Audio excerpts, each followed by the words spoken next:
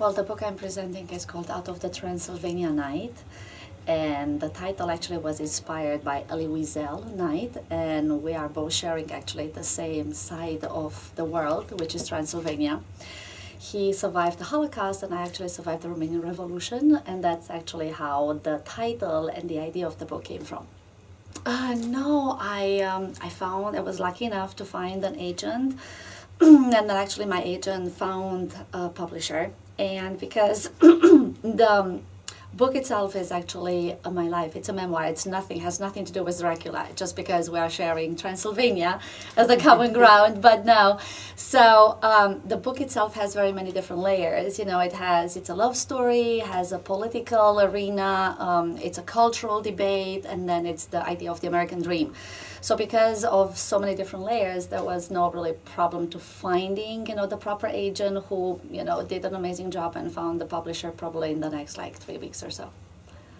I've been writing since I was a kid, but I'm also teaching, and I used to be a journalist for several years, and I'm still writing for different magazines, here in the United States and also in London.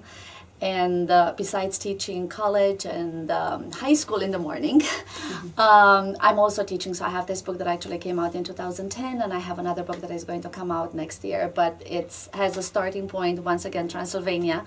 But that one, it's going to be called Dancing with Dracula, and it's about how to release your fears. So I think it's a career, not only just a hobby.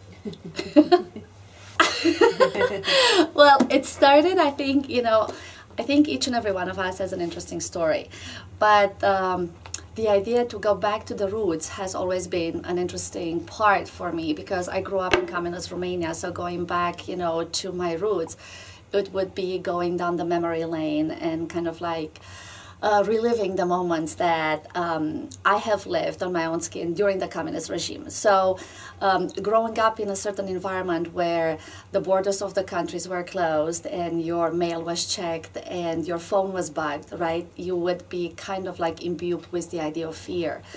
And coming to the United States, I have left that world behind me, but very many times when people just change their habitat, that doesn't necessarily means that they're going to change the way they are going to act once again. So coming here and, working and exposing myself to very many different cultures, I've noticed that very many people who came from other parts of the world had that idea somehow ingrained in the memory, the cell memory.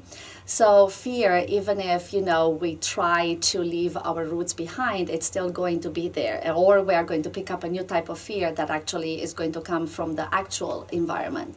And so the book Dancing with Dracula, Dracula is that fictitious character, but it's also the fact that you are going to get rid of your fears by actually dancing with the most important character or metaphor that you have somewhere inside of you. So just by denying it, it's not going to solve the problem. By just acknowledging that it's not going to solve it, but by dancing, so embracing your fears, actually, you're going to be able to move on to the next level.